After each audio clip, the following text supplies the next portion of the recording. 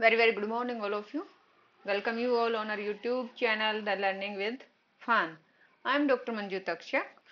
इस वीडियो में हम देखेंगे सस्पेंशन क्या होता है। एक्टिविटी 2.2 में ग्रुप सी में आपने क्या दिया था कि वाटर के अंदर चोक पाउडर डिजोल्व करना है या गेहूं का आटा डिजोल्व करना है। तो क्या चोक पाउडर आपका पानी में घुल जाता है? तो वो जो सॉल्यूशन बनता है जब आप चोक पाउडर को वाटर के अंदर डिजोल्व करते हो, मिक्स करते हो, एक्चुअली वो पूरा कंप्लीटली डिजोल्यूशन वो इस तरह का होगा ही नहीं कि वो उसके जो है आप कंपोनेंट सेपरेट ना कर सको फिजिकल मेथड से। अगर आप उसको फिल्टर करोगे या आप उसको अनडिस्टर्ब छोड़ दोगे तो जो चोक के पार्टिकल्स हैं वो नीचे सेटल डाउन हो जाएंगे। आप उसको फिल्टर करोगे, इजीली सेपरेट कर सकते हो। तो जो मतलब इस तरह का आपका मिक्सचर बनता है उसको हम बोलते हैं सस्पेंशन। यहाँ पे क्या हुआ कि आपके जो सॉलिड्स हैं वो लिक्विड्स के अंदर डिस्पर्स्ड हैं, फैले हुए हैं। सो यहाँ पे जो नॉन होमोजेनियस सिस्टम, जैसा कि आपने चोक पाउडर्स को वाटर में डिजोल्व किया, in which the solids are dispersed in liquids, they are called suspension. तो सस्पेंशन क्या हुआ? This is a heterogeneous mixture in which the solutes particle जो है वो डिजोल्व नहीं होते हैं। किसके अंदर? सोलवेंट के अंदर। In which the solute particles do not dissolve but remain suspended throughout the bulk of the medium. यानी कि बिल्कुल आप समझ सकते हो, गेहूं का आटा आप ले सकते हैं, पानी के अंदर उसको आपने 50 ml वाटर लिया और उसके अंदर 1 स्पून आप गेहूं का आटा लीजिए, उसको डिजोल्व करोगे, वो उसके अंदर डिजोल्व नहीं हो रहा है बट वो सस्पेंड हो रहा है। जो गेहूं के आटे के जो पार्टिकल्स हैं वो आपके वाटर के अंदर सस्पेंड रहेंगे। उसको क्या बोलते हैं? The particles of his suspension, वो they are visible to naked eyes, और इसको हम क्या बोलते हैं? सॉल्यूशन को बोलेंगे सस्पेंशन। अब सस्पेंशन की प्रॉपर्टीज क्या होती हैं? एक तो पहली बात हमें समझ में आ गया कि हिट्रोजीनियस मिक्सचर है। आप इसको कभी करके देखना कि आप एक गिलास में 50 ml वाटर लेके उसमें 1 स्पून आप गेहूं का आटा डिजोल्व करके देखना या चोक का पाउडर डिजोल्व करके देखना, तो आप देखेंगे कि ये हिट्रोजीनियस मिक्सचर है। जो सस्पेंशन के पार्टिकल्स हैं उनको नेकेड आइज से देखा जा सकता है। यहाँ पे खासियत क्या है? Particle of a suspension the scatter a beam of light passing through it and make its path visible. यानी कि जब आप जो सॉल्यूशन बनाएंगे, आपका ग्लास में आप किसी ट्रांसपेरेंट ग्लास में लेते हैं और उसमें से आप लाइट का टॉर्च से अगर आप उसमें से लाइट पास करेंगे तो आप फ्रंट से लाइट देखेंगे कि आपका जो लाइट है वो स्कैटर हो रहा है, और जो बीम ऑफ लाइट है वो आप देख सकते हैं, उसके पाथ को देख सकते हैं। जो सोल्यूट पार्टिकल्स हैं, अगर हम सॉल्यूशन को अनडिस्टर्ब छोड़ देते हैं तो they settle down at the bottom. इसका मतलब क्या हुआ कि जो सस्पेंशन है आपका वो अनस्टेबल है। सॉल्यूशन हमने क्या पढ़ा था कि स्टेबल है। जैसे आपने एक बार सॉल्ट को डिजोल्व कर दिया वाटर के अंदर, तो जब तक आप उसको किसी प्रोसेस से सेपरेट नहीं करेंगे तो वो आपका क्या रहेगा? स्टेबल सॉल्यूशन रहेगा। ऐसा नहीं है कि सॉल्ट जो है आपका नीचे सेटल हो जाएगा। बट यहाँ पे जब आप चोक पाउडर लेंगे, आटा लेंगे, तो इसमें कुछ टाइम के बाद आपका जो चोक के पार्टिकल्स है वो नीचे बॉटम में सेटल होना शुरू कर देंगे। तो आपका जो सस्पेंशन है वो स्टेबल नहीं, अनस्टेबल है। इनको सेपरेट कर सकते हैं फिल्ट्रेशन प्रोसेस से। जब पार्टिकल्स आपके सेटल डाउन हो जाते हैं तो सस्पेंशन ब्रेक हो जाता है, और सस्पेंशन ब्रेक होने के बाद नाउ जो आपका सस्पेंशन है that will not scatter light anymore. अब हम बात कर लेते हैं कोलोइडल सॉल्यूशन की। कोलोइडल सॉल्यूशन में आपने ग्रुप डी में क्या दिया था? जो एक्टिविटी 2.2 में आपने ग्रुप डी में बोला था कि 50 ml वाटर के अंदर आप कुछ ड्रॉप्स मिल्क की या कुछ ड्रॉप्स इंक की ऐड करेंगे, तो ये जो आपका सॉल्यूशन बनेगा इसको बोलते हैं कोलोइड या कोलोइडल सॉल्यूशन। तो यहाँ पे जो कोलोइड्स के पार्टिकल्स हैं वो throughout the solution uniformly spread होते हैं, लेकिन यहाँ पे क्या है, इन पार्टिकल्स का साइज बहुत स्मॉल रहता है as compare to that of a suspension. तो मिक्सचर जो है आपको दिखाई देता है होमोजेनियस। एग्जाम्पल है जैसे मिल्क। अब हम इसको अच्छे से समझते हैं। लेकिन अगर एक्चुअल में बात करें तो जो कोलोइडल सॉल्यूशन है वो हिट्रोजेनियस मिक्सचर होते हैं। होता क्या है, because of the small size of the colloidal particles हम उनको नेकेड आइज से नहीं देख सकते, बट ये जो पार्टिकल्स हैं they can easily scatter a beam of visible light.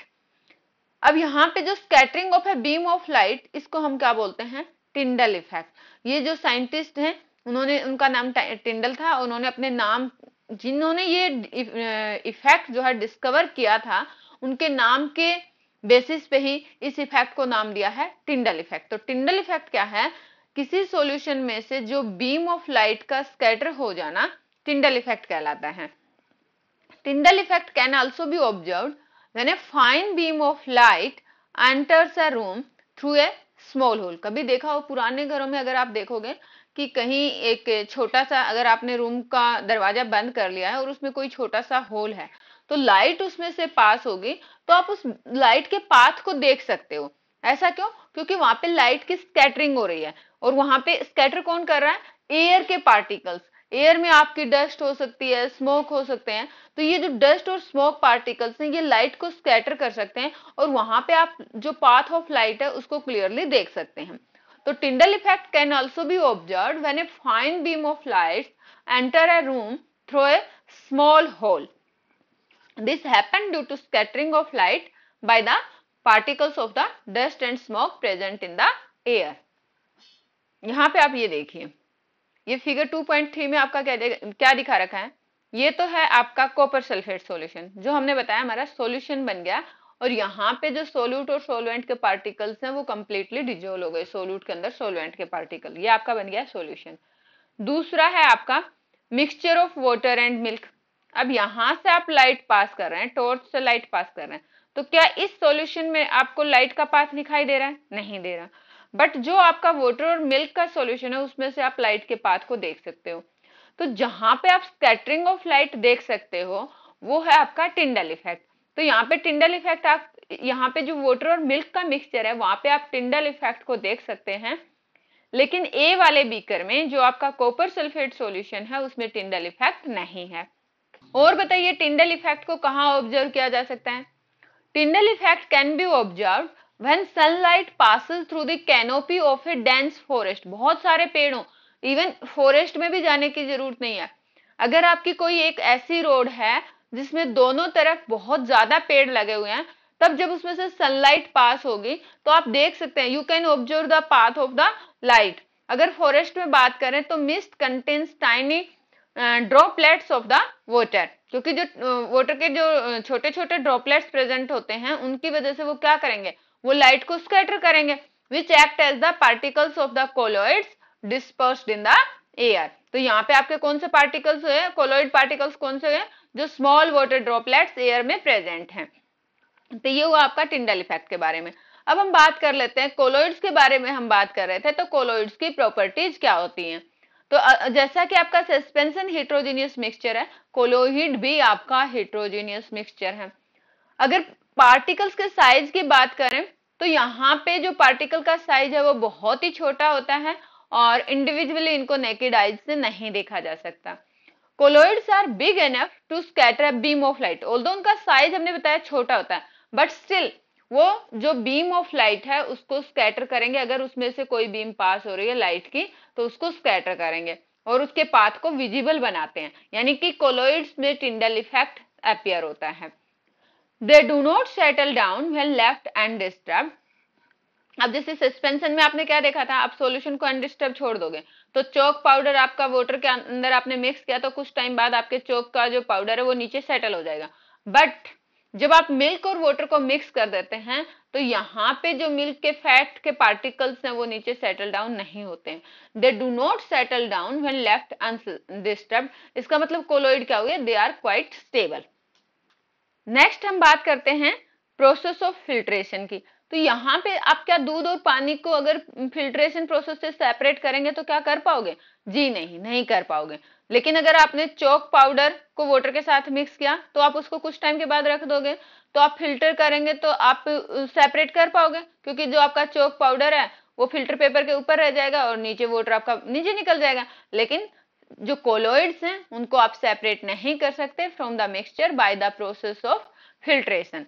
यहाँ पे special technique of separation known as centrifugation can be used to separate the colloidal particles. So colloidal particles को सेपरेट करने के लिए कौन सी टेक्निक यूज होती है? सेंट्रीफ्यूगेशन। अब यहाँ पे अगर हम कोलॉइडल सॉल्यूशन के कंपोनेंट्स की बात करें तो जैसा हमने सॉल्यूशन में देखा था दो कंपोनेंट है, एक है हमारा सोल्यूट और एक है हमारा सोलवेंट। सोल्यूट को हम सोलवेंट के अंदर डिजोल्व करते हैं। जनरली सोल्यूट का हमारा अमाउंट कम रहता है, सोलवेंट का ज्यादा रहता है। उसी तरह जो आपके कोलोइडल सॉल्यूशन है उसमें भी कंपोनेंट्स होते हैं। एक होता है डिस्पर्स्ड फेज, दूसरा होता है डिस्पर्सन मीडियम। तो जो सोल्यूट लाइक कंपोनेंट्स होते हैं, जो डिस्पर्स्ड पार्टिकल्स होते हैं इन अ कोलोइडल फॉर्म, उनको हम बोलते हैं डिस्पर्स्ड फेज। यानी कि डिस्पर्स्ड फेज आपके सोल्यूट लाइक कंपोनेंट्स हैं। और components in which the dispersed phase is suspended is known as dispersing medium. यानी कि ये डिस्पर्स्ड फेज, ये जो कोलोइडल पार्टिकल्स हैं जहां पे सस्पेंडेड रहते हैं, उस मीडियम को क्या बोलते हैं? Dispersing medium. तो डिस्पर्सिंग मीडियम यहाँ पे आपका किसकी तरह बिहेव करेगा? सोलवेंट की तरह। जो कोलोइड्स हैं they are classified according to the state, जैसे सॉलिड, लिक्विड और गैस। क्योंकि कोलोइड्स पार्टिकल्स आपके सॉलिड भी हो सकते हैं, लिक्विड भी हो सकते हैं, गैस भी हो सकते हैं। ये डिस्पर्सिंग मीडियम और डिस्पर्स्ड फेज दोनों में ही हो सकते हैं।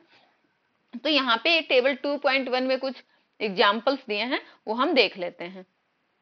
ये देखिए कोलोइड्स के कुछ एग्जाम्पल हैं। अगर मान लो डिस्पर्स्ड फेज आपका लिक्विड है और आपका लिक्विड किसमें डिस्पर्स्ड मीडियम है? गैस में। तो यहाँ पे टाइप कौन सी होगी? एरोसोल। अच्छा, लिक्विड अगर आपका गैस में डिस्ट्रीब्यूटेड है तो आपका क्या बनता है? जैसे फोग है, क्लाउड्स है, मिस्ट है, इन सब में आपका क्या रहता है कि लिक्विड जो है गैस के अंदर डिस्पर्स रहता है।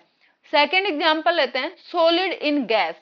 ये भी आपका एरोसोल में ही आता है, जैसे स्मोक, ऑटोमोबाइल एग्जॉस्ट। यहाँ पे आपके कुछ सॉलिड्स पार्टिकल्स आते हैं जो एयर के अंदर डिस्पर्स हो जाते हैं, तो वो बनाते हैं स्मोक और ऑटोमोबाइल का जो धुआं आता है। नेक्स्ट एग्जांपल आपका देखते हैं गैस इन लिक्विड। ये आपका बनाता है फोम, जैसे सेविंग क्रीम है। तो सेविंग क्रीम में आपका जो गैस के कुछ पार्टिकल्स लिक्विड में डिस्पर्स हो जाते हैं and they form the foam. Next हम देखते हैं लिक्विड इन लिक्विड, जैसे इमल्सन। इसमें आपका आता है मिल्क। मिल्क में आपका क्या है? वाटर और फैट। बट आपने जब आपने वाटर और मिल्क लिया, दोनों ही लिक्विड हैं, और उसमें सॉल्यूशन आपका टाइप का क्या बनता है? इमल्सन। फेस क्रीम, ये भी आपका इमल्सन का एग्जांपल है। नेक्स्ट हम देखते हैं सॉलिड इन लिक्विड। जैसे आपका बनता है सॉल्यूशन का टाइप बनेगा सोल। सॉलिड इन लिक्विड, जैसे आपने मिल्क ऑफ मैग्नीशिया लिया, मड लिया। कीचड़ में आपका क्या होता है? आपका जो सॉलिड है वो आपने पानी में डिजोल्व कर दिया तो आपका क्या बन गया? मड बन गया। सिमिलरली मिल्क ऑफ मैग्नीशिया, आपका मैग्नीशियम हाइड्रोक्साइड है, उसको आपने वाटर में डिजोल्व किया।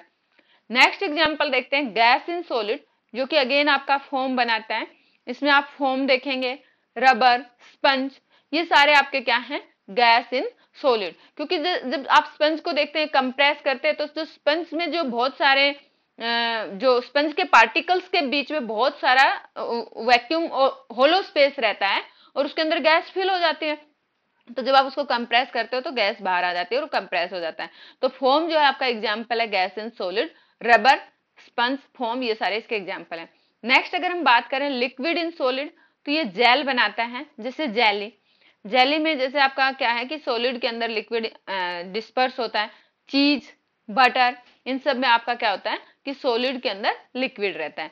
लास्ट हमारा एग्जांपल है सॉलिड इन सॉलिड। ये सॉलिड सोल बनाते हैं, जैसे कलर्ड जेमस्टोन, मिल्की ग्लास, ये सारे आपके एग्जाम्पल हैं सॉलिड इन सॉलिड कोलोइड्स के। सो यहाँ पे अगर आप अब ऑब्जर्व करना शुरू करोगे कि डे टू डे लाइफ में आप कौन कौन से कोलोइड्स देख पा रहे हो, तो you will understand in a more better way. So thanks for watching the video. जय हिंद।